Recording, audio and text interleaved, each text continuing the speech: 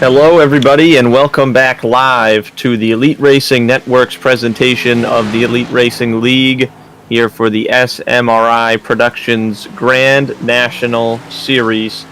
Ready for round number 2 of the chase, race number 13 of the season.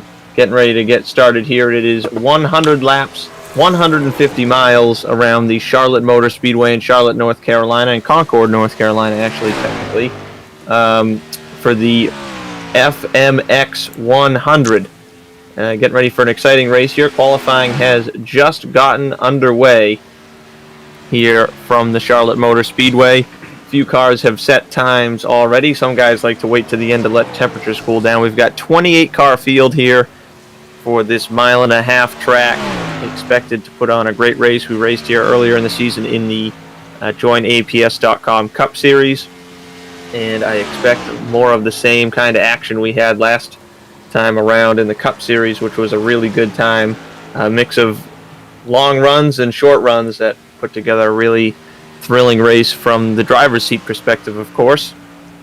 So I'm Ryan Gavel, of course, and alongside me running productions as well is Jordan Owens. Jordan, looking ahead to this race, what are you expecting as an outcome?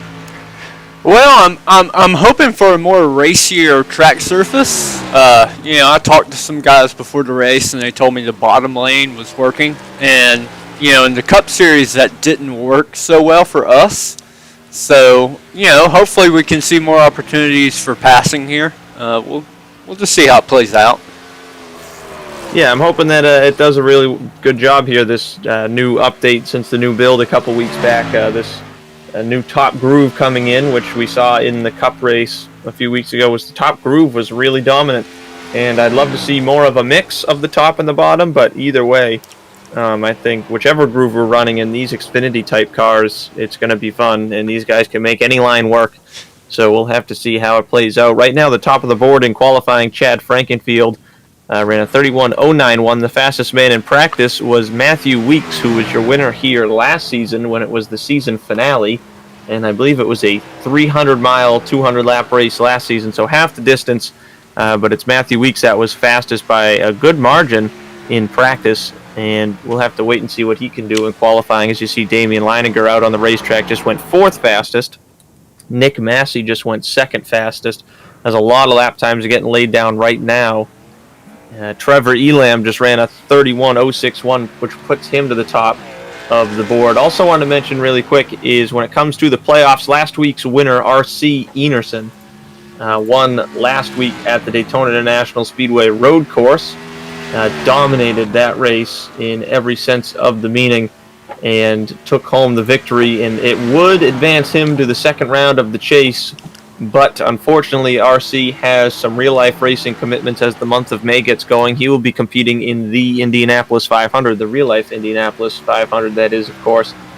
So we got to obviously give him our thoughts and wish him the best of luck in Indianapolis for the entire month of May, hoping he does really well out there in Indy.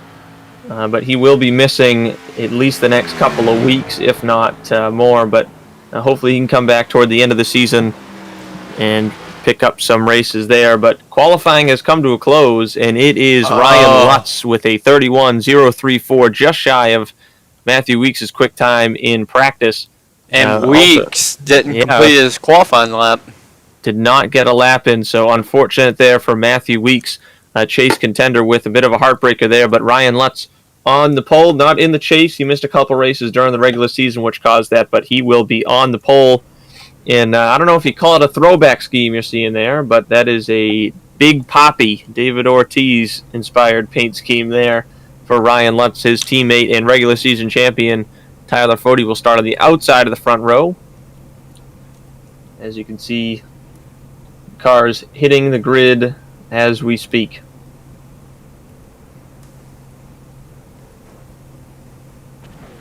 So with R.C. Enerson not in the chase and advancing to the next round with his win last week, that kind of shakes things up. So still everybody sort of up for grabs here as we head into the beginning of the first round still, the beginning of the chase. We have Charlotte this week, and next week we cap off round number 1 with the unpredictable Talladega, 202 miles there, Talladega Super Speedway. And just wanted to give a quick shout out to our sponsor, FMX. FMX 150 tonight. FMX is a leading provider of facilities and maintenance management solutions that help organizations accelerate operational excellence. Their CMMS software enables you to streamline processes, increase asset productivity, and turn actionable insights into meaningful results. So make sure to check them out at gofmx.com.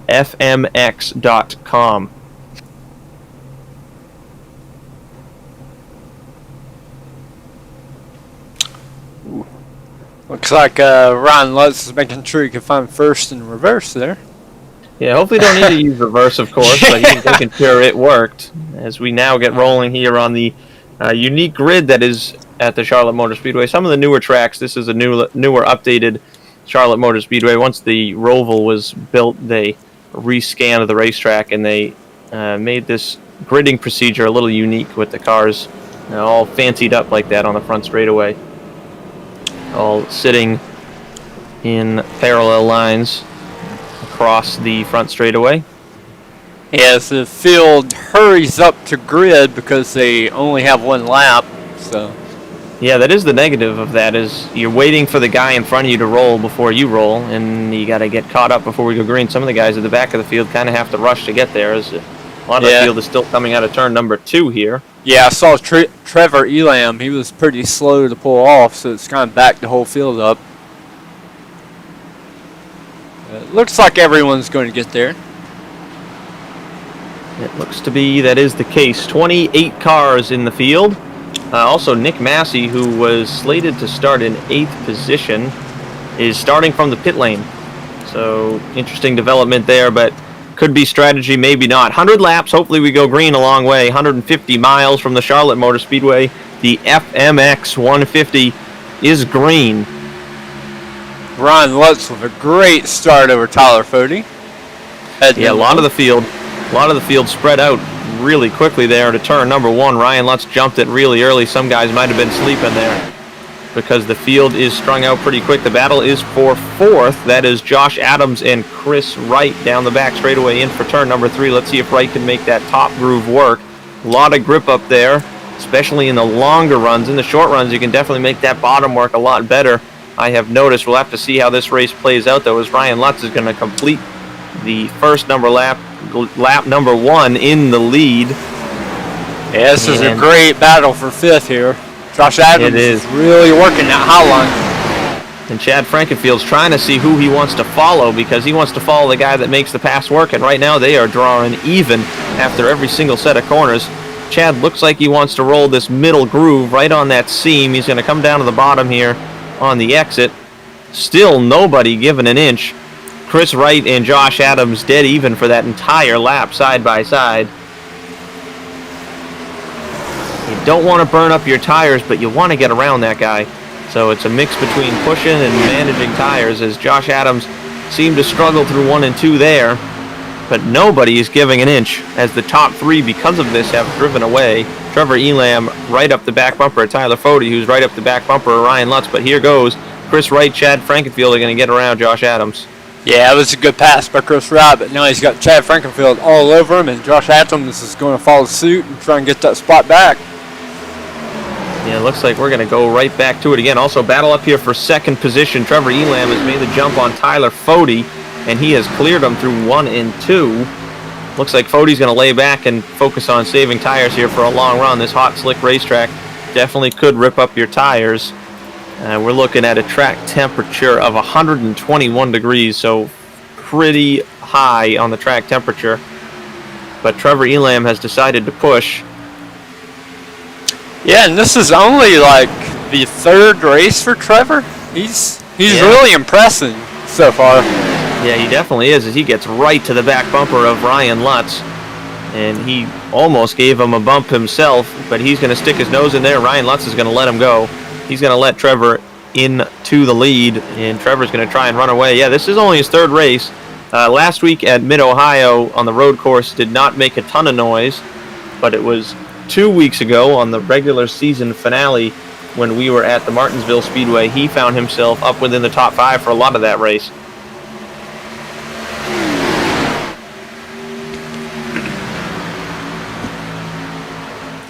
Chad, doing let's well. see. Looks like Chad Frankenfield's joining this battle up front here.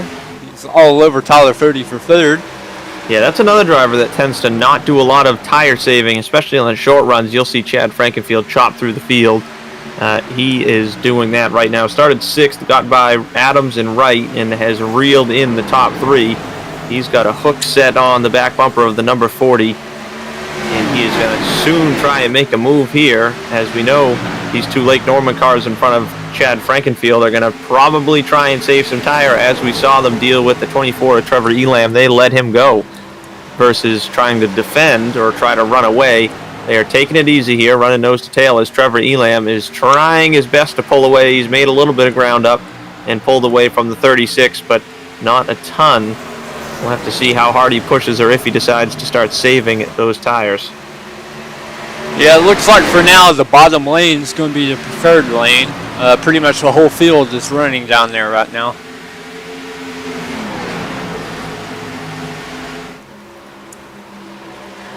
Yeah, that looks to be the case, at least for the time being. Field is on the bottom of the racetrack.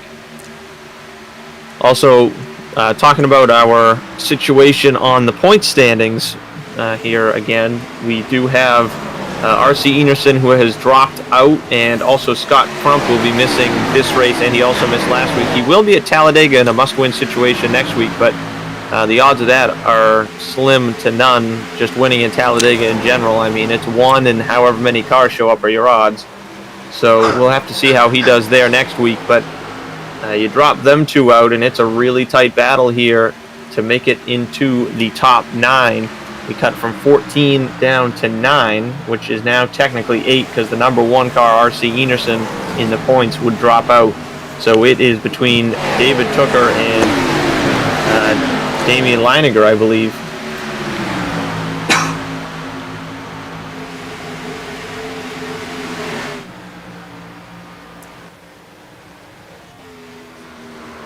Or actually, that's not true. It would be between Chuck Sweeting and Nick Massey. So Chuck Sweeting right now sits 1 point above Nick Massey, who has entered this race. Started from the pits, I mentioned. He's having some pretty extreme connection issues. Yeah. As you can see on your screen right now, he has blinked. I have something that counts how much someone blinks along with a bunch of other information. Nick Massey has already blinked out 87 times and counting. So obviously some severe connection issues there. He started from the pit, so he runs on his own at the rear of the field, cruising around right now. He's still keeping good speed compared to everybody else on the track, but the blinking issue is obviously something that can become major if he gets kicked out of a race. Yeah, I was about to say I was trying to follow him, but just wasn't able to keep up just because our production software, it relies on you actually being connected to the server, and he was going in and out so much. Yeah, so unfortunate there for Nick Massey. Next in line behind Massey's Hank Steinmiller, who has been really strong on the 1.5 mile tracks within the Elite Racing League. He won at Darlington, which of course is a very unique track, 1.3 miles in the Cup Series, and he also had a really good run here at Charlotte in the Cup Series. He started 11th, runs 9th.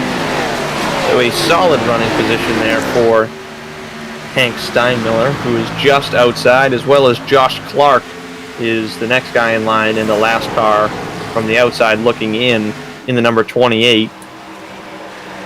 Yeah, I imagine Hank probably had this race circled as a one he knew he could excel at, because he even made battle for the lead here. Sorry to interrupt you. Battle go for ahead. the lead. Trevor Elam caught the apron through 3 and 4, and Ryan Lutz pounced on it. He almost caught the wall in the 24 car, and you can see that tire fall off is really kicking in already. Only 14 laps in here, and Ryan Lutz has taken the lead back from the number 24 of Trevor Elam. Yeah, Fody's moving in on him. He may have pushed too early, too soon. Yeah, I think that was something that was almost noticeable. Also, another guy who we talked about pushing too early, too soon maybe, Chad Frankenfield. We said how he reeled in those top 3, and he has reeled out. He's let out the bail and fallen back into the grasp of Josh Adams and Chris Wright and company from 5th on back. And now Chad has Josh Adams working the inside line, and the 95 having a good run.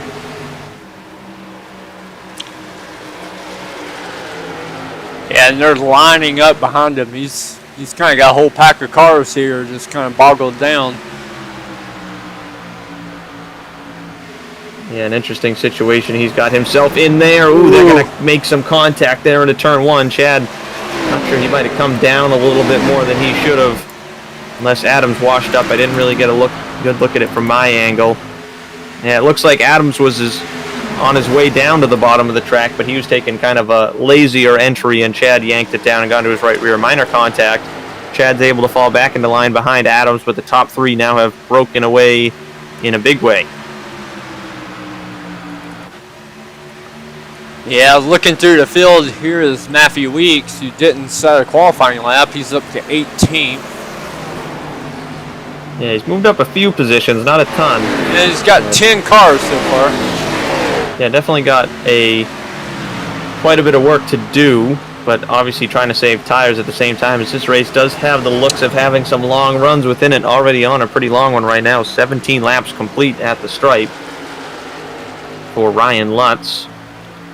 But wanted to mention also Josh Adams, a guy who won the regular season championship in the Cup Series, runs part-time here in the Join APS or the SMRI Productions Grand National Series. He runs part-time here on Monday nights, so he is just here for a good run, and that makes 3 of the top 4 cars. Tyler Fode is the only driver that is actually in the chase in the top 4. He runs 3rd. Elam only started racing in this series 3 weeks ago, and Ryan Lutz missed a good portion of the regular season, causing him to miss out on the chase. So that makes quite the interesting group here in the front of the field, while we got the majority of our chasers running 5th on back. Yeah, and this top 3 you could throw a blanket over right now as Fode goes for 2nd on Elam. Yeah, I think Trevor's going to have to just let that happen. He's going to have to start saving tires big time, because if he doesn't, he's going to quickly find himself way in the back of the field. If he's going to start trying to keep up with those guys, it's just going to make that situation worse and worse.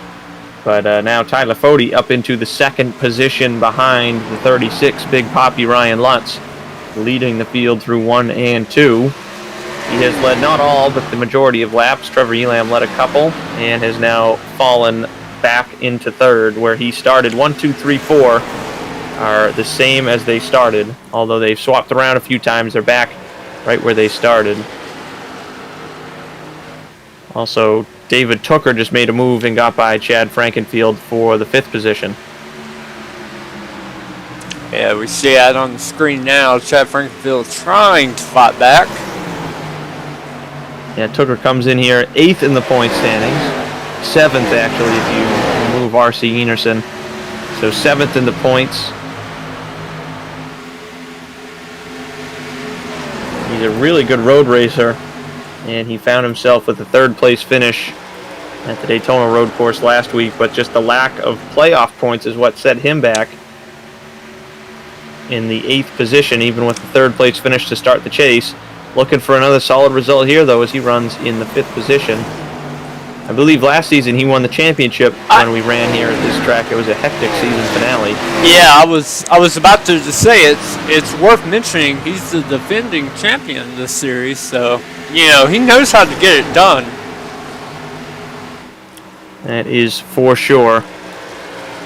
He just ran the fastest lap on the racetrack, a 10th faster than your leader Ryan Lutz. He ran a 32.792. And this time by ran an 8.63, which again is a 10th faster than Ryan Lutz. So Tooker is running down our leader. But he has a lot of cars still in between them as he runs 5th.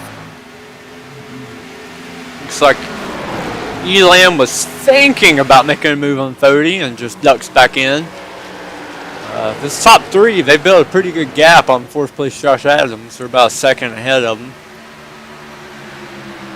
It's a good mess of cars back here. This has been an ongoing battle behind Chad Frankenfield, where he's kind of held up a couple guys. It's caused a gaggle of cars. Ooh, Damian Leininger and Ethan Beryl almost made contact there into turn number 1. That got really tight. But you got Chuck Sweeting, Chris Wright, Hank Steinmiller, a whole bunch of guys in this mess of cars, and almost all of them, if not all of them, are in the chase. I think Josh Robin is the only guy in this group that is not in the chase. From Brian Blauman up to Chad Frankenfield, this is a mess of championship contending cars looking for every point they can get heading into such an unpredictable race at Talladega next week to round out the first round.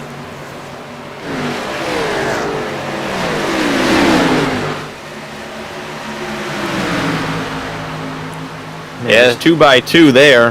Hank Steinmiller, Chris Wright, Josh Robin, Damian Leininger doing a little bit of blinking there into turn 3. That's a tight group. Yeah, this is just some great racing. All these guys. Hank, I don't know if he got loose or tight just then, but he had to get out of it big time, and I am surprised that nobody piled into him there. His teammate Damian Leininger was right behind him, Robin right outside of him, Birrell right behind him. Everyone played nicely right there, and nobody ran over anybody else. Yeah, that hurt Birrell a lot. He had to let out the gas a ton coming out of 4. Yeah, these guys are really struggling, worse than I thought they would be. You can see it, guys sliding around all over this racetrack. I mean, I'm surprised how these guys are struggling so bad on tires already. Yeah, they're already 2 seconds off the fast laps. Yeah, I mean, you got to make it halfway through this race. You got to one-stop this race. You'll have enough fuel probably to pit even on lap 35 or 40, I'm assuming, as these guys continue to slide around out of turn 2.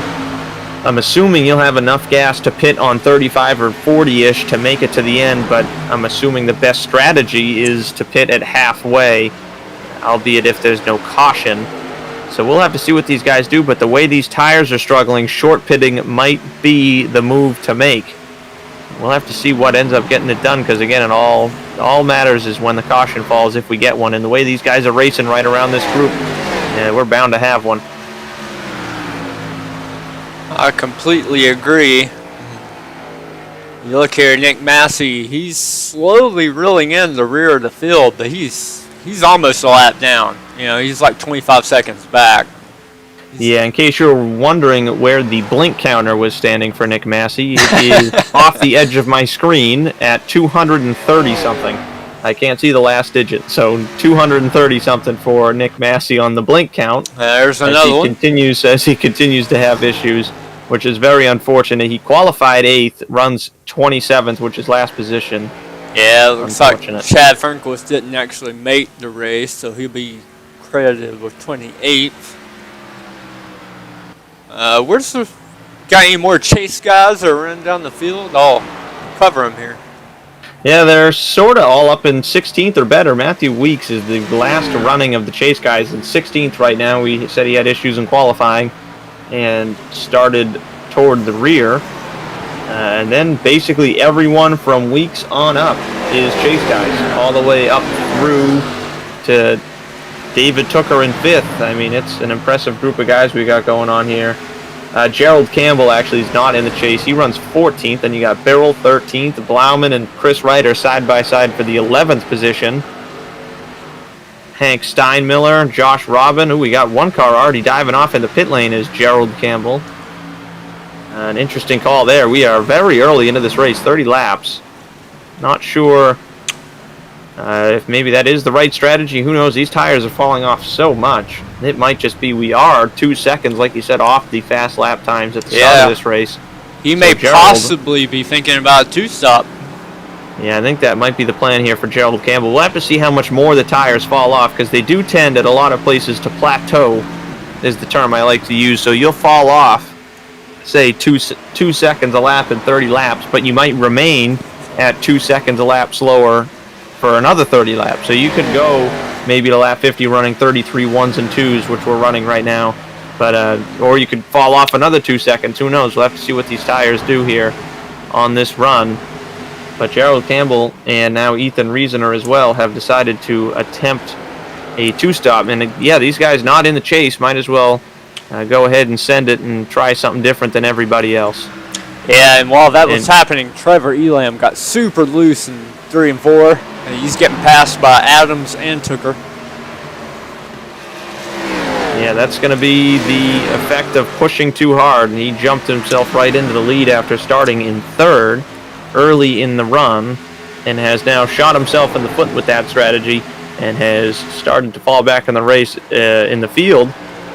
Still 33 laps into this one, and he's a new guy into this series, so he's starting to learn. This is his first mile-and-a-half race in this series, in that number 24 car. Not looking too hot on this long run right now, but still very solid in the 5th position. And he slides it off in turn 2. I don't know how much further back he'll fall, but he is struggling. He might have to think about short pitting for sure.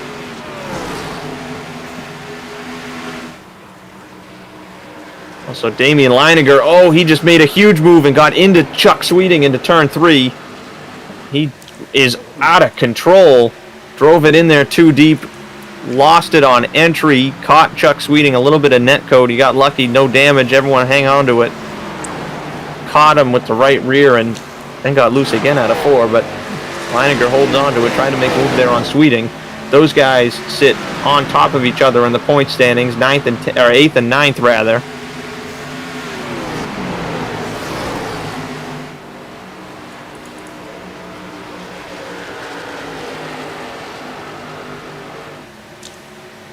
But also want to mention, no one else, from the looks of it, has gone ahead. As I say that, Josh Robin is going to try pitting really early here in the 8 car. Another guy not in the chase.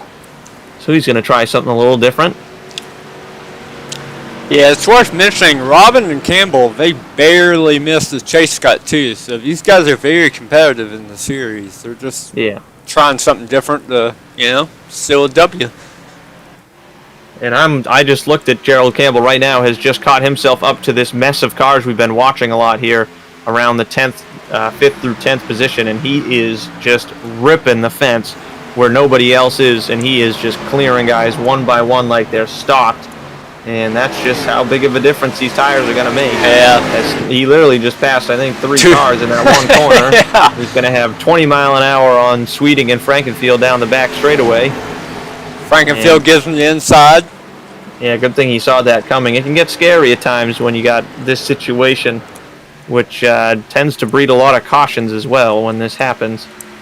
But good to see Chad saw him coming in the mirror, and he gave him the inside line because Campbell would have had nowhere else to go. So 38 laps into the FMX 150. As we watch Gerald Campbell on fresh tires cutting through the field like a hot knife through butter. We want to mention some of our sponsors really quickly. Of course, SMRI Productions for sponsoring the series, the SMRI Productions Grand National Series. SMRI is an independent record label and media company that exists on the intersection of creation, media, and technology. They focus on delivering comprehensive digital content with organic media for all of your bespoke digital needs. They also provide multiple avenues of content consumption, making sure that you're always in control. As a content provider, SMRI offers a unique, ever-growing catalog to fit your needs for any media desire. So I want to thank SMRI Productions for coming on board and sponsoring our Grand National Series as we watch Chuck Sweeting finds Tyler Fode at a moment. An interesting moment there. Fode tried to give him the bottom, and a little bit of confusion there. Ooh. And there's that situation I mentioned. Ryan Lutz at the last second saw Gerald coming and almost pinched him down to the apron. Got lucky there. Gerald Campbell, though, is going to be all right, and so is Ryan Lutz as he continues to lead. A couple more guys have come down the pits from the rear. Richard Hines and Brent Jones have hit the pit lane, but nobody from up front other than Josh Robin and Gerald Campbell have come to the pit lane yet. They're hoping this one goes just a little bit longer until everyone else comes down the pit lane. But once everyone else pits, I expect to see Gerald Campbell more than likely leading this race, either him or Josh Robin, depending on when we see everyone come down pit road. Let's see. Josh Robin is in the middle of the pack here. Coming up on Chris Wright. Yeah, he's coming up on that mess of cars shortly, which they are still battling. Hank Steinmiller, Ethan Birrell, Damian Leininger, Brian Blauman have just been going at it. Matthew Weeks has joined the party too. He has, which is very impressive after starting at the rear. And look at him. He must have done a really good job saving those tires, because we mentioned how he wasn't cutting through the field all that fast, maybe as fast as we thought of a guy that was really good at this racetrack. and the guy that set the fastest time at practice. He didn't because he was saving tire, and he has arrived. And he was correct when he expected a long run, because we're getting one right now, closing in on the halfway point of this race. Oh, David Tooker just blinked out big time, running fourth, and hooked it to the left into the infield to keep from getting into anybody, and he has lost tons of ground. He's getting back up to speed now. It looked like he must have had a screen freeze and everything, because he went down completely into the infield grass out of turn 4. Yeah, he did good not to collect anyone, and it doesn't look like he got any damage either. Yeah, going into turn 3, he was running fourth, having a great run right behind Josh Adams. They were running third and fourth, and he blinked out going into turn 3 and did not reappear until out of turn 4, where he was hooking it hard left into the infield grass. I don't know if his screen froze, if he was worried he was going to hit somebody. Who knows what he was seeing on his screen and through his eyes, but luckily no damage. Still a ways to go in this one as we close in on the halfway, and that one definitely probably scared the you-know-what out of him, but he is sitting 13th now with some work to do to get back to where he was within the top 5. Yeah, this battle from 5th through 10th is just intense. Caution is out. Caution is out for the first time, and I don't know why. Yeah, I don't either. Possibly Vincent Isabella in the 2 car I'm seeing in the pits with damage. Have to go back and see what happened there. Yeah, he was running pretty far back. Vincent Isabella running 20th. He is going to get the wall out of turn 4.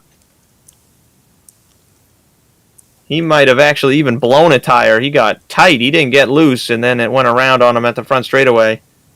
Did not collect anybody else but himself. Isabella barely missed the playoffs this season.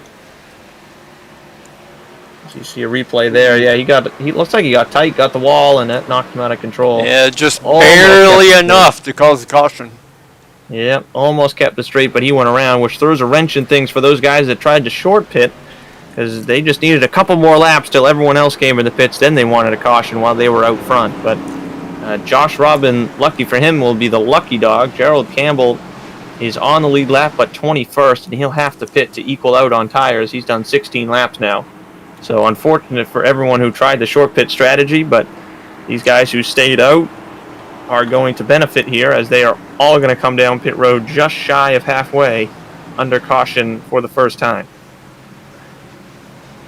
Ryan Lutz leads them down pit road. Let's see. There we go. Interesting to note here, Chris Wright has stayed out on the racetrack. I'm going to assume he's doing it to lead a lap. He was running toward the back half of the field. He's running behind the majority of the chase cars, so I'm going to say he's doing it to lead a lap, because when it comes to these three race rounds, every little point matters, and he led that lap, so that's a very important bonus point. He's the first chase driver in this race to lead a lap. And Nick Massey may even be doing the same. He drove through without stopping, but out of the pits first, Ryan Lutz holds the lead over Tyler Fode. That may very well be the only pit stop we see these guys make tonight, too. Yeah, if we go green to the end, we are not pitting again. We're going to the checkered flag without another stop here. It's going to be about half the race remaining, as we're on lap number 47. And now everybody is going to be equal here on tires.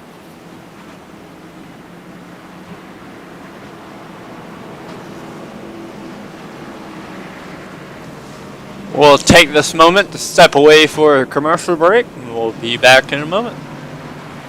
Richmar Florist makes every day a special day, from weddings and large events to that little something for any occasion. Richmar Florist has the perfect floral expression, and they're open online 24/7 at richmarflorist.com. Everywhere, every day. Richmar's 2 retail locations offer a fantastic selection of floral creations, gifts, and home decor. Book your free consultation in our showroom for your special event needs, and visit us online at richmarflorist.com today.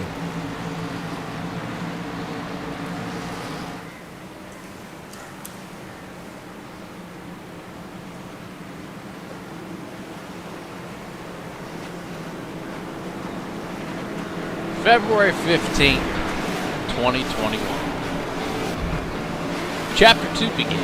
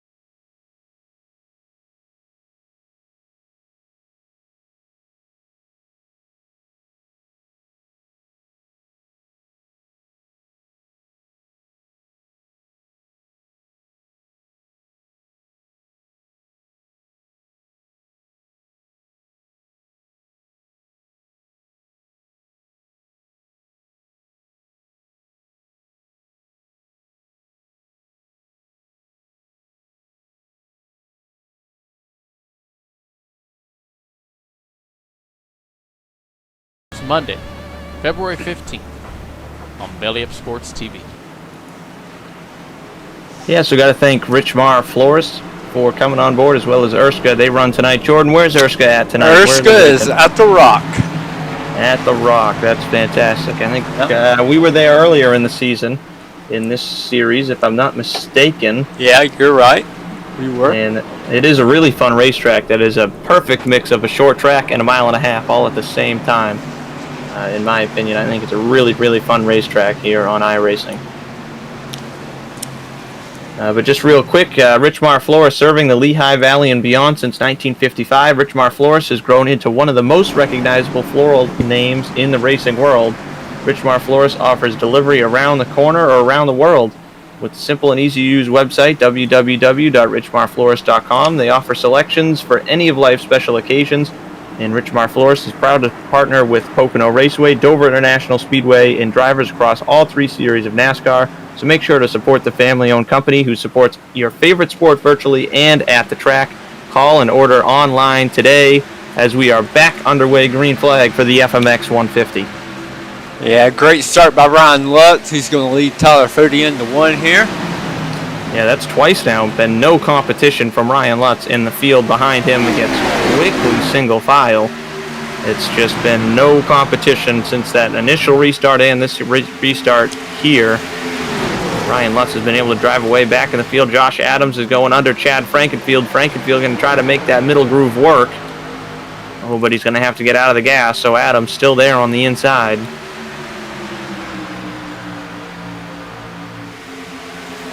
But Chuck Sweeting, look at him having a great run in the 75. Oh, I shouldn't have said anything as they make contact, and here comes Frankenfield around his outside.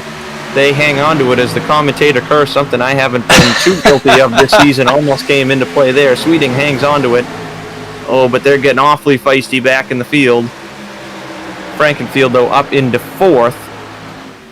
Battle for the lead is on, though. Tyler Fody has got his nose under Lutz for the lead out of turn 4. Oh, and Lutz is going to give it to him into turn number 1. A little bit of team orders there, possibly, as Fody dives to the inside and gets the lead. The Lake Norman Motorsports teammates have swapped, and Tyler Fody has not officially led a lap yet, but if he comes around this time and leads this time by, he will have led a lap and gained a bonus point. He's going to do so right here. Tyler Fody leads this time by as we have 48 laps to go. Chad Frankenfield up to 3rd as Trevor Elam is caught on the outside, and a freight train of cars on the bottom looking to get by him. Yeah, looks like Josh Adams will clear him, and Chuck Sweeting is now under him. Yeah, Trevor's going to fall right back into line behind Chuck Sweeting. Maybe learned his lesson from that opening run and is going to try to save some more tire here this time around. But the top 2 have broken away. Frankenfield defending 3rd position from Josh Adams. Not going to defend hard enough, though, as Adams gets under him into turn number 1. Side by side at turn 2. Ooh, Adams gets snappy loose, and that's going to give the third position right back to the TD Customs Designs, number 15 Ford Mustang and Chad Frankenfield. And look at Chuck Sweeting. Oh, Frankenfield caught the apron. He slid in front of Sweeting and puts him in the wall. I really should never have said anything about Chuck Sweeting. We're going to stop talking about him as he drops almost outside of the top 10. Tough break there for the 75. And Matthew Weeks is now up to 7th after starting dead last on the field. Yeah, he is rolling right now in the 11 Toyota for Pro Edge Racing. And that's a paint scheme made by his daughter. So that is a really cool car. I was going to mention that. Yeah, it's a competitor for paint of the race. It definitely has to be up there. At number 11 Toyota, Matthew Weeks looking good. And he's making a good charge to the front. Also, Damian Leininger has some issues. He's on pit road. Yeah, I saw him blinking a lot. It might be some extreme blinking. They may have black flagged him or something because he is on the pit lane. Yeah, his blink count's got to be up there. Yeah, it wasn't as high as it is now. It's up to 68. Yeah, he actually blinked out for more than half a lap while running in the top 5. That is a heartbreaker. He was running in 6th. Yeah, heading into turn 1, he vanished. It didn't come back till the following turn 1. He's coming back out on the track now. This is the same thing that happened to him at Martinsville. He blinked out so bad that it actually stopped scoring him for a full lap.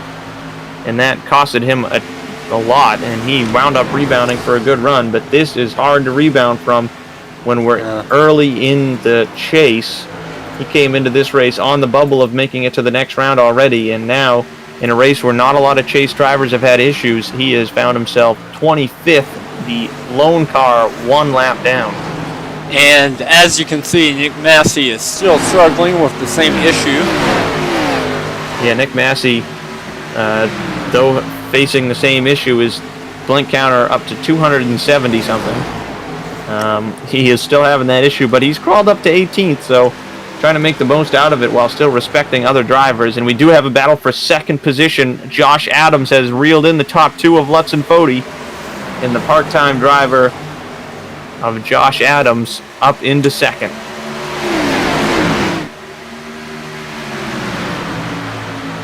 Everybody sort of bunched together now. No real breakaway here as Chad Frankenfield and Matthew Weeks, 4th, 5th, have reeled in the top 3 as well. Fody setting the pace a little slower maybe than Ryan Lutz was in the first run, so everybody's still together. Yeah, Weeks is the guy I had my eye on. He just came through this entire field, so he's definitely passed the most cars tonight. So if anybody's got anything for the top couple, it's him.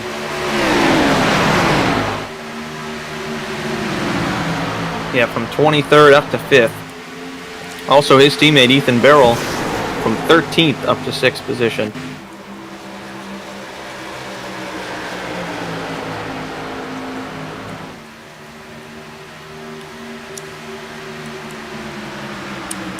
Trevor Elam has fell to 7th. Yeah, he has, but trying to save tire more than he was that first run for sure. He has put it in cruise control. Yeah, I think the long game. I think he learned a lot that first run, not to push it too hard. Yeah, it's definitely a hard thing to learn. Something that I struggled with for a long time, and I still do, is the long runs. Sometimes I get lucky and I am somehow able to manage my car and my tires, but a lot of the time I'm not. And it takes a lot of learning the hard way when a race goes long and green, and then you get bit when you go in a... Chad Frankenfield for 3rd, almost stuck his nose under Ryan Lutz. He might have thought he was there, but Lutz didn't care. He came down across his nose. It was close to an incident there. That's for 3rd. These top 4 really close. Josh Adams has been close to making a move on Tyler Fody, but Fody is not letting it happen. Lutz is all over Adams for 2nd there, coming out of 4. And Chad Frankenfield all over Ryan Lutz. Yeah. Might have no option but to go to the outside into turn 1. He's going to get blocked a little bit and have to bail out of it into turn 1. His top 4 starting to make a little bit of a gap on Matthew Weeks, though. 3 Pro Edge cars in a line, 5th, 6th, and 7th.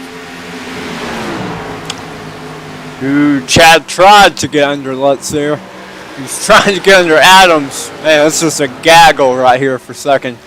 Wow, Adams got a little squirrely there out of 2, but Lutz has made a move as Tyler Fode watches in his mirror with a big smile on his face. He's going to try and run away with this one.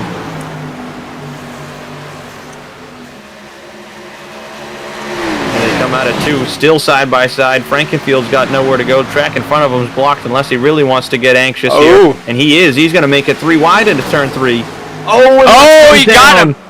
He comes down into him, and are they going to save it?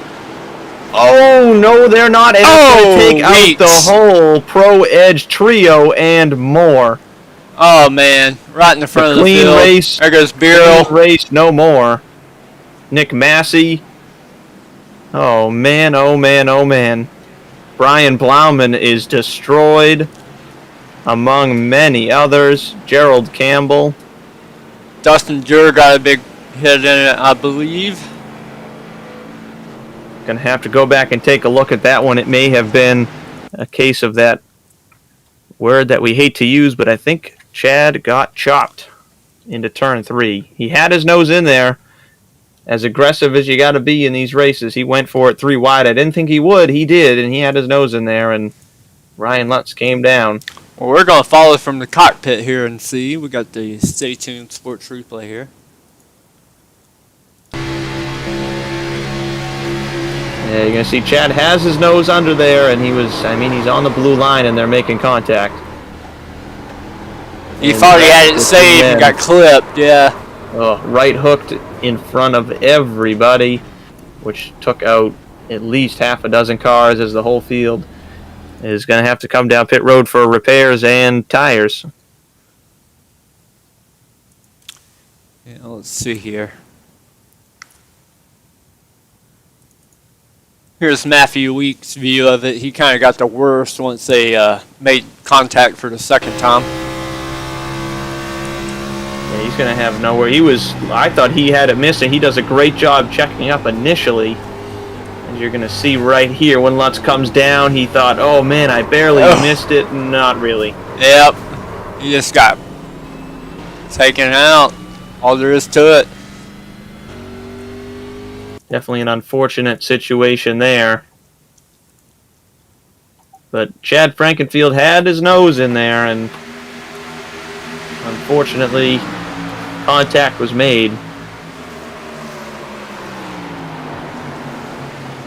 Weeks did a great job missing it. He did everything he could have, because you could not have predicted that. Back up the track goes everyone. Trevor Elam, Hank Steinmiller. Oh man, is that Chuck Sweeting sneaking through the middle? Might have to look at one more replay of this one from his onboard. He went through there like Moses through the Red Sea. I mean, that was like right through the middle. Yeah, here's Chuck's on board. Way behind it. Also, Brian Blauman, who's right next to him, is totaled. So if you need a marker on comparing where and when he gets to this wreck, he can't see anything. Oh man. Track's blocked. Wow. That was Ryan Lutz, one of the guys he barely missed there on the bottom. But man, Chuck Sweeting, I don't know if he picked up any damage at all. If he did, it wasn't major. 75, that's a big move when you got a lot of chase guys taken out like that. Missing that wreck just changed the scope of this round of the playoffs for Chuck Sweeting. Now he's one of few clean drivers here in the chase. A lot of guys came down and are taking a lot of damage.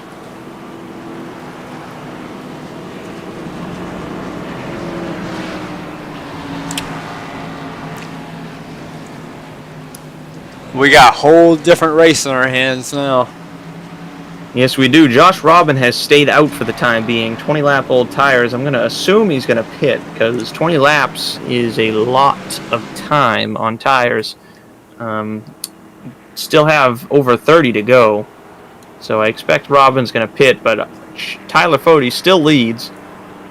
Josh Adams still second, having a solid run. Hank Steinmiller, I don't know where he was when that wreck happened. He may have been 5th or 6th or 7th or so, but he has found himself 3rd. Getting through that accident. Michael Daniel Martinez, a name we have not mentioned once this race, is in 5th. Also want to mention David Tooker. Not only did he get involved in that accident, he just lost internet connection. We saw him have a big blink out earlier. Josh Clark, a guy in the chase, he's at the bottom of the chase leaderboard, and now he runs, I believe he is the third highest running chase driver. You got Fody second, Hank Steinmiller fourth. Josh Clark is in the 6th position here, looking to steal some valuable points. Zach Evans, who a lot of the times in these races finds himself stealing a top 10 finish. Look at him go in 7th in the number 6. You got Richard Hines running a really solid 8th. Brent Jones running in the 9th position in the McConey Setup Shop Chevrolet for Do Good Motorsports. And rounding out the top 10, Michael Goodman. Also got to mention Nick Massey, though, in 11th. Those internet issues, and he picked up a little bit of damage in that wreck. He could find himself stealing a good position here. His blink count has cleared 300, though, so hopefully that settles out. But coming to the green, 32 laps to go. Josh Robin did stay out, and he will be leading this race on 21-lap-old tires. Yeah, not sure if that's going to play out too well for him. Let's see how he does getting on the power. He's going to lay back on the start, stacking up through the field more than likely. He's waiting for the green flag, and as I said, stacking up through the field, Brian Blauman gets turned. That is a product of waiting for that green light. Nothing wrong with it, but that kind of tends to be what happens when you wait for the green light to go. Waiting for the last moment to hit the gas. But here we go, Robin clear into 1 and 2, but it's not going to last long. Those old tires have got him slipping and sliding. Here comes Fody to the inside to turn 3. Robin going to drive it in as deep as he can make it stick, and as you can see, it doesn't stick well. With those old tires, he's going to get cleared by Fody, Robin, and here comes Hank Steinmiller, or Adams rather. And here comes Hank Steinmiller for 3rd. Michael Dania Martinez running 5th, looking for 4th. Yeah, it's nice to see Dan up there. We haven't talked about him much all season. We had Richard Hines got loose and into the wall pretty good into turn 1 all on his own. Had Zach Evans get around him. Evans has moved up into 7th. With a most importantly clean number 6 Ford Mustang.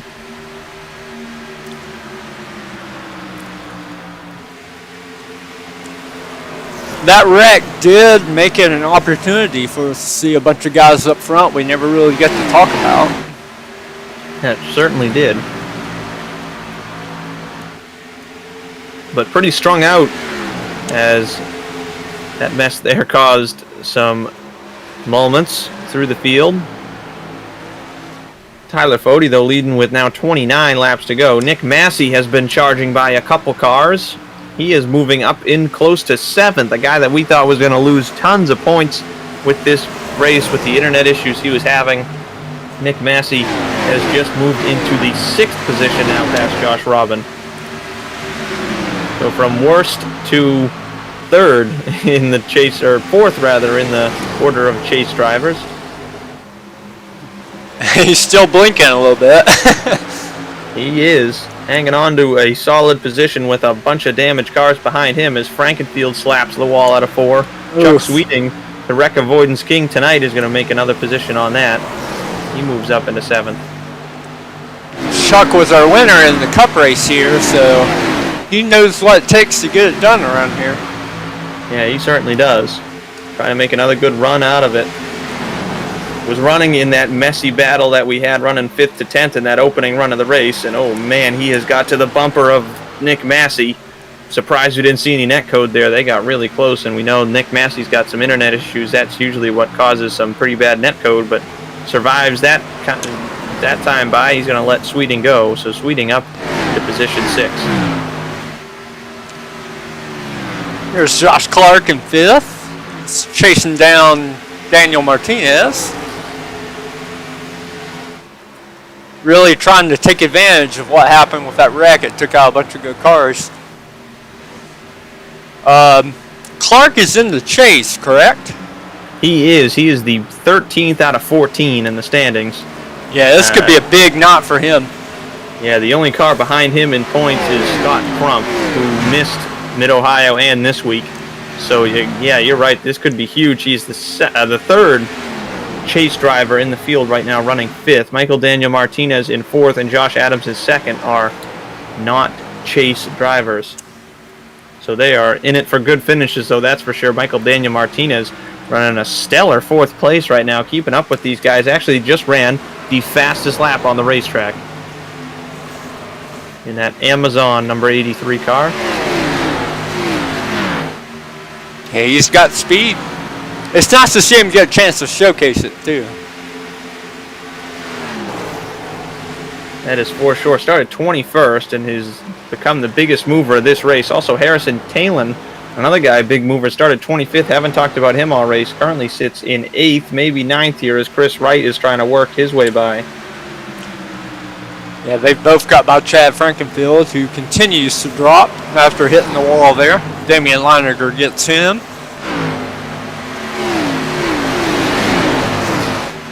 Michael Goodman's going to have a look next.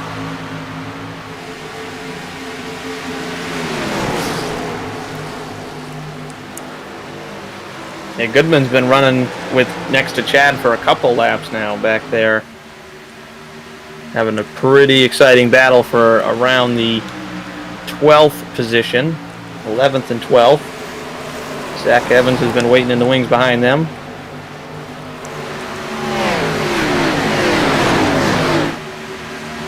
.22 to go when we come to the stripe this time. Tyler Fode has a lead of about 2 car lengths on Josh Adams, who then has 2 car lengths on Hank Steinmiller.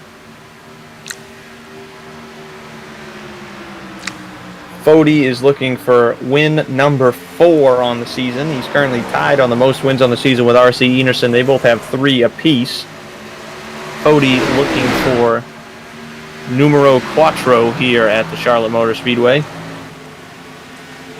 He's also looking to continue his statistic of a top 10 in every race.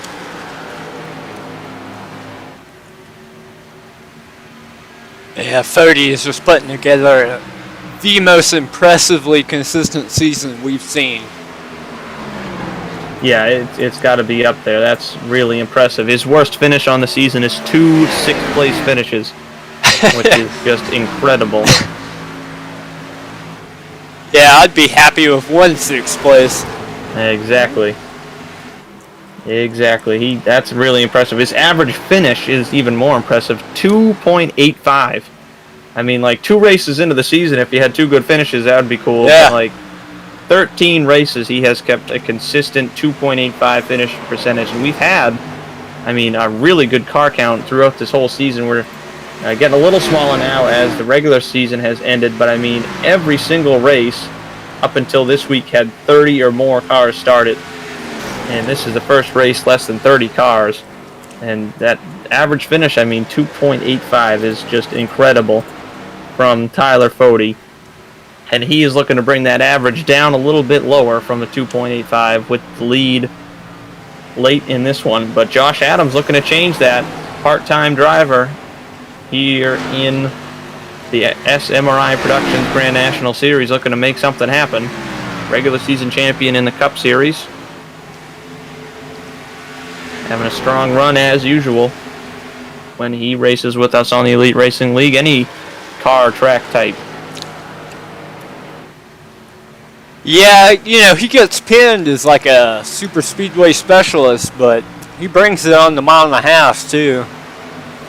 Yeah, he definitely does. It is one thing that really impresses me. It's super speedway I always look at as a race of, that's all luck. But Josh Adams is a guy that, it blows my mind how when we go to super speedways, even in the Cup car, any car, he gets the pole, leads half the race, and whether he wins or not is whether he gets taken out or not. I mean, it's really impressive how well he's able to do on the super speedways. I think I'm good at him until I get in the track with him. Yeah, agreed.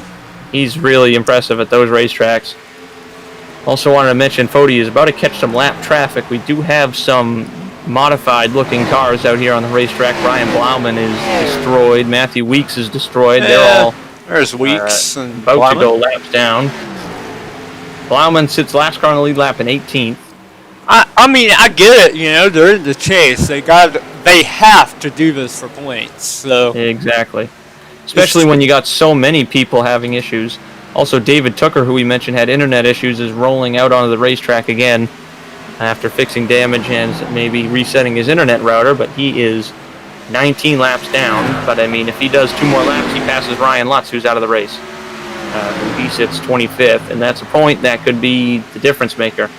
But all I can tell you right now is next week at Talladega, we might as well not have a list of who's good and who's not, because it's going to change every lap. Especially the way this race has played out. We got guys flip-flopped all over the place. Yeah, it's pretty much a battle of the top, really top 2. Hank's about a second behind, but Dan Martinez, he's back here in 4th, almost 3 seconds back with Clark mirroring him.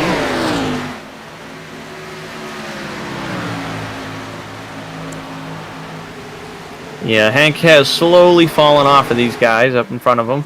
Yeah, there's Hank. Having a really strong third-place run, though, and he needed it. Came in here on the outside looking in for the chase, and he has got himself a really good run coming on, hoping to build an advantage heading into Talladega next week. Hoping to hold on to 3rd.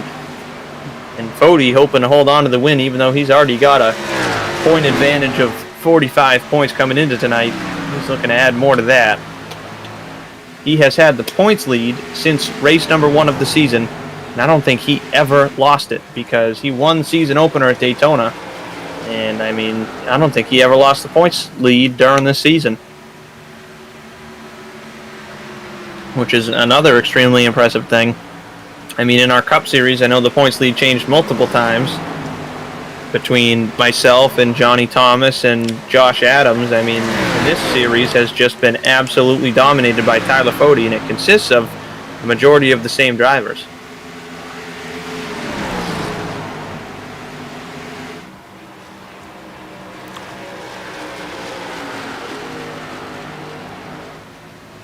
Coming around for 11 to go here for Tyler Fody. Yeah, I wanted to give another sponsor shout out to one of our big sponsors, which is C2 Freight and C2 Freight Resources and their services. C2 Freight offers complete freight management services, and they are ready to meet your needs today as well as your changing needs in the future. With thousands of qualified carriers in their database, they are capable of handling shipping for every type of goods, from perishable foods to office equipment. Whatever you need to ship, they have access to the necessary equipment, including flatbeds, double drops, vans, tankers, refrigerated equipment, multi-axle heavy haulers, dump trucks, auto carriers, intermodal containers, and more. They also have EDI services, or electronic data interchange service, which allow shippers to keep close electronic tabs on their shipments throughout the freight movement process. For more information about EDI services or to discuss your needs for other specialized services, please contact C2 Freight. So thank them for coming on board. You see them along with Richmar Flores and FMX at the bottom right of your screen, and the bottom left, the series sponsor SMRI Productions here on the Elite Racing Network. Again, the FMX 150, race number 13 on the season, race number 2 in the first round of the chase. Next week is Talladega, and this is the second to last mile-and-a-half circuit on the schedule. The only other mile-and-a-half we have is the season finale at the Atlanta Motor Speedway on June 14th, where we will wrap up our 2021A season. Also want to mention we got a battle going on back here for the 5th position. Chris Wright on the inside of Josh Clark. 2 chase drivers. 3, actually, if you include Damian Leininger sitting here right behind these guys in the number 12. Clark and Wright are side by side. Here comes Damian trying to follow right through. Chris Wright having a solid run tonight. Picked up a little bit of damage in that accident, but has got some speed under the hood still as he gets by Josh Clark, and Leininger's going to try and follow through. Clark is trying to get every point he can. He came in here in a pretty rough situation after last week's race at the Daytona road course. Damian gets big time loose, and he just saves it halfway down the back straightaway. Big time loose for the 12 machine. That loses him some time to Clark. He's going to have to line him again. That's for the 6th position now, is Chris Wright has moved into 5th. And Dan Martinez has been able to maintain 4th place. He's got about half a second on the right. Yeah, he's been sitting all on his own this run. Only 7 laps to go. He might be able to hang on to that spot. He's got a good gap of almost a full second over Chris Wright. Only a couple laps to go. He can probably hang on to that and have a really good finish here, is Michael Daniel Martinez.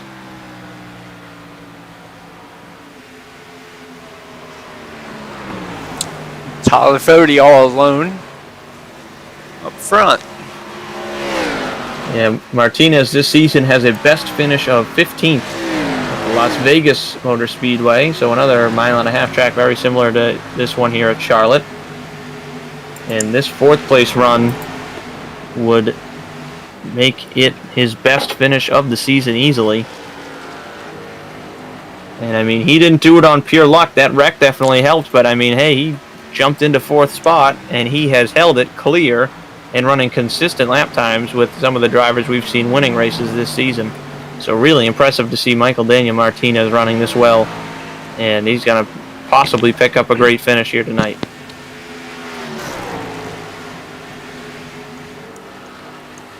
Coming to 4 laps to go this time by.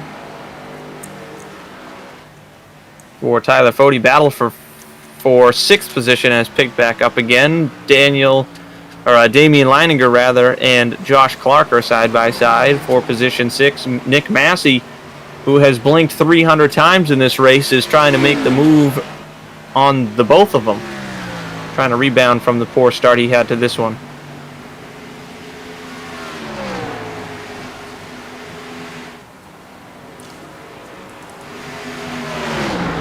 See this battle here to turn number 3. Leininger working hard to get around Clark, but Clark is not giving him an inch. He knows how important points are. That both of these guys do. All 3 of these guys do. All of these guys in need of all the points they can get. Great battle here. A lot of great battling throughout this race. We've seen a lot of guys that get stuck side by side just because the top line is able to work, but Leininger going to get clear of Clark now. Clark's going to hold off the bottom. He's going to give Nick Massey the top, but Massey's going to lift early and try to make a run here as we come to 2 laps to go. Ooh, Massey's going to have a great run here to turn 4 if he can get the power down, and he does. See what he can do with it. Going to go to the outside of Clark. Clark's defending the bottom really aggressively, not letting Massey get down there, knowing that's the preferred line. Going to play defense here. In the Virginia Tech number 28 Toyota. He's still loose. He's off the wall. Got major loose out of 2. He's going to have a hard battle there, but we are in the white flag lap for Tyler Fody. 1 more lap to go in the FMX 150 as this battle continues on for 7th. Yeah, we'll watch it in the 1 and 2 and go to Fody here for the finish. Yeah, it's getting really tight here. I'm curious to see if Clark's going to hold him off. Nick Massey's looking really strong here, though, on this long run. Clark seems to be struggling as these tires have gotten old. That's going to be a really close race, but it is Tyler Fody through turns 3 and 4. He is going to pick up win number 4 on the season for the SMRI Productions Grand National Series, and Tyler Fody wins the FMX 150 from the Charlotte Motor Speedway. Here's the drag race. Massey got him. Position, and Massey picks him off by half a car length. What a great battle they had there. What a great race we had. Only 2 cautions, I believe, throughout this one. And Tyler Fody picks up another win in this unbelievably dominant season. Josh Adams with a fantastic run finishes 2nd. Hank Steinmiller capitalizes with that accident for 3rd. And what a run by Michael Daniel Martinez, finishing in the 4th position. His first top 5 of the season, his first top 10 of the season. Fantastic run for that 83 camp. So Chris Wright in 5th. Damian Leininger came home in 6th. Some good top 10s for Josh Clark in 8th. Zach Evans finished 9th. Michael Goodman finished 10th. Half of the finishers within the top 10 started outside of the top 10. So a lot of changing throughout this race. as here is your finishing order on your screen. How about Zach Evans and Michael Goodman still in the top 10s? Yeah, great runs there. And a lot of chasers. Early in the race, it looked like they were all going to finish up front. It did not happen. Lots of chasers finished toward the rear of the field. You see Matthew Weeks, 20th. Blauman, 19th. And you'll see more throughout the rear of the field. Ethan Barrell, 21st. Tough finish there. David Tooker, 25th.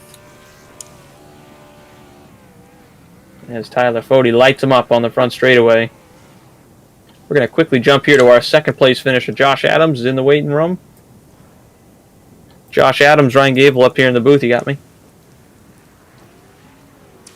Well, Josh, you ran yourself a pretty strong race. You were within the top 10 for the most part. You got lucky when that accident happened right behind you. And did you think you had anything for Fode there in the long run, or did you think he had you covered?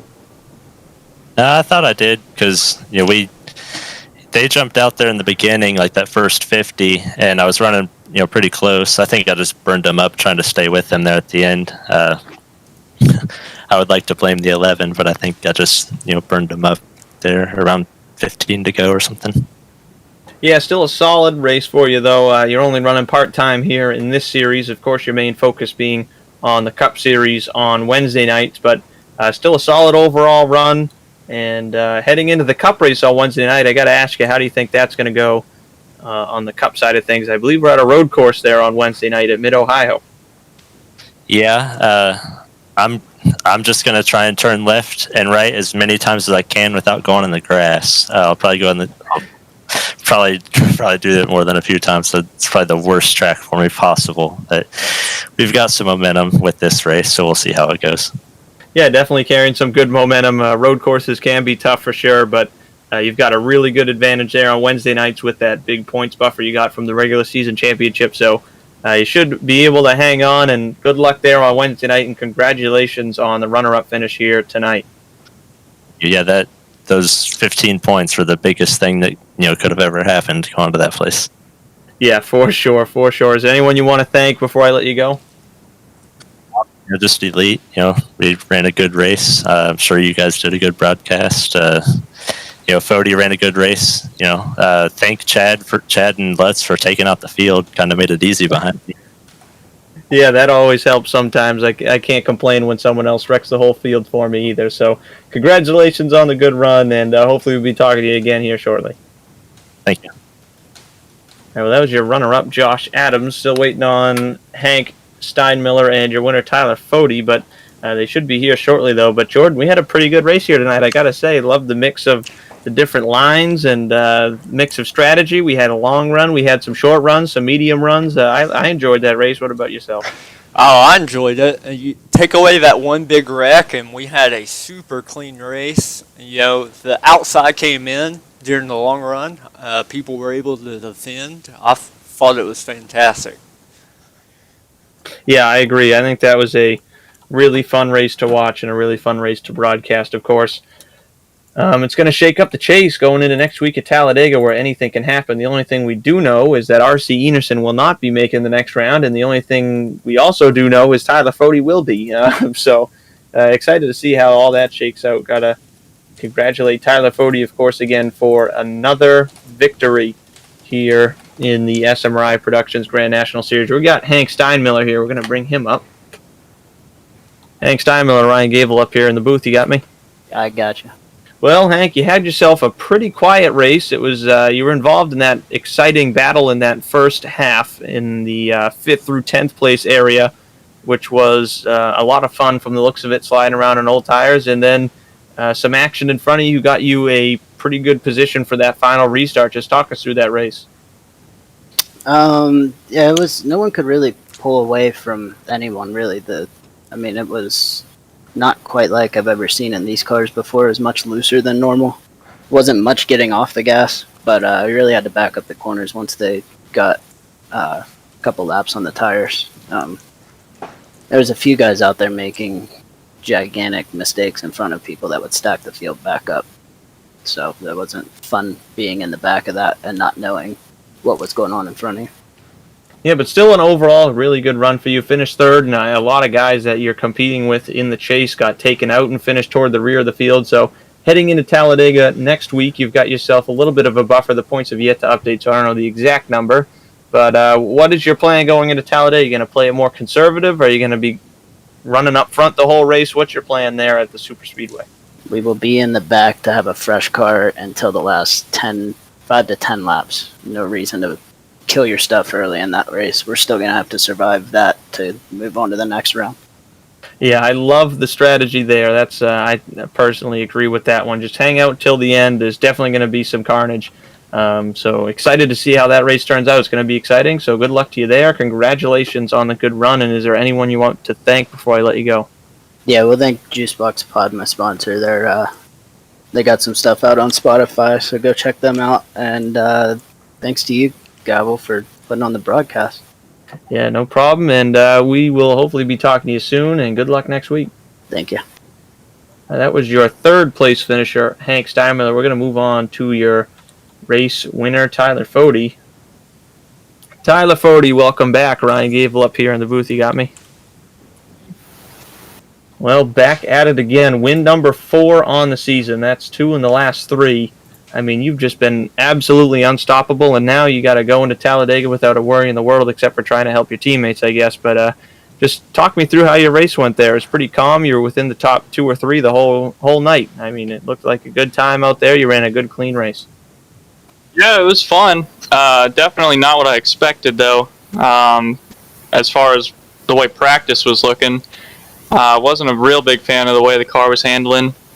And I was assuming we were going to race for maybe a 5th or a 4th. And went out there to qualify, and Lutz and I got the front row. And, I mean, after 10, 15 laps of kind of swapping around with Elam and everyone there, we kind of saw who was going to be able to save the best, and we kind of just pulled away. I don't know, it felt a lot better in the race, and it was really just about managing the right rear. Definitely got worse as the run went, but I think we did a pretty good job there. And then, yeah, the second half there, I knew I needed to get some laps led, see if I could keep Lutz back, so we made the pass. And I guess some more stuff went on behind me. I'm not too sure what happened, but from there, yeah, it was pretty straightforward. Adams had me worried there a little bit at the end, but happy to come away with the result. Yeah, it was an exciting race for sure. Adams was running you down a little bit. It definitely wasn't an easy win for you, I would say, but nevertheless, you get another checkered flag now. With that win, you don't have to worry about Talladega next week, which must be a great thing. But moving on to round 2, you got Phoenix, Bristol, and Auto Club. And on top of that, of course, you've got yourself a big gap with playoff points. How do you think those 3 races are going to fare for you? Yeah, I'd like to think that we'll be running well, but with Phoenix and mainly Bristol being the short tracks they are and our history around them, it's going to be about avoiding the wrecks, I think. I think Phoenix will be pretty good. I like that place a lot, but Bristol, I hope we stay out in front of it all. And Auto Club should be real fun. Ran decent there in Cup earlier, big wide track, and I think they added some extra grip strips there, so it might be a pretty interesting one. Yeah, but I think you've got a really good shot heading into there. You've got a lot of time left to get ready for those races, and thankfully next week Talladega, just helping out teammates is your main thing. So congratulations on win number 4. You have brought your average finish all the way down to a 2.71, which is just unfortunate that you can't get it any lower than that, really. But congratulations on another win. Is there anyone you want to thank before I let you go? Yeah, and a huge shout out to the team. Lake Norman, we've been dialing some things in here for the 1.5 miles. Seeing that Atlanta's going to be the championship race here, I feel pretty good about it. Hank had an awesome run to 3rd. Damien was running really well, had some blinking issues, but it's good to see the pace he's got. I got to thank Days Gone By. Ever since we brought them on board, the Xfinity car has been pretty strong. So thank them. Thank Blue Egg Marketing also for always being around. And thank you and Jordan here for making the broadcast. It's always fun to watch back. Yes, congratulations again on another win, and that's fantastic season you've got going continues. Hopefully we'll be talking to you again shortly here in the season, and good luck throughout the rest of your week and through to next week at Talladega. Thanks. All right, well, that was your race winner, Tyler Fode. Jordan, I think we had a pretty cool race there, and Fode picks up another win in that just dominant season he's been having here in the SMRI Productions Grand National Series. Anything else you've got before we wrap up here? No, I don't have anything to add, but I know that 2.8 average finish came down a little bit tonight, so... these guys got to be worried. Like, what do they do to beat Fode? I mean, it's impressive. This is just the most dominant season I think I've ever seen. Yeah, I think I've got to agree. I've seen dominant seasons, even in less competitive leagues. I haven't seen a season so dominant as this one. So, very impressive season Tyler Fode has going here. But got to thank everybody for tuning in again on the Elite Racing Network. I'm Ryan Gable. Alongside me is Jordan Owens, and we will catch you next week, same time, same place, for Talladega in the finale to the first round of the chase. But tonight was the FMX